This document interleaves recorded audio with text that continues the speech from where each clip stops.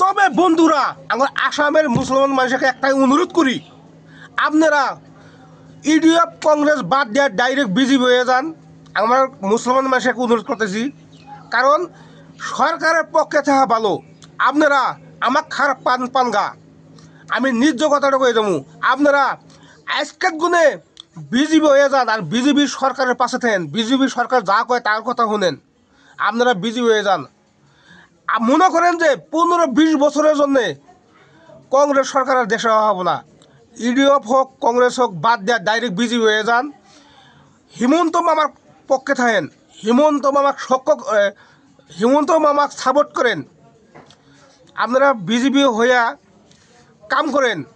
এনে হিন্দু মুসলিম কোনো তফাৎ নাই, সব একীভূত হইয়া সরকারের পক্ষ থাকেন। বিজেপি সরকারে হইয়া সবাই খাটাখাটি করেন, কংগ্রেস বাদ দেয়া সব বিজেপি হয়ে যান। এটা আপনাদের কাছে অনুরোধ।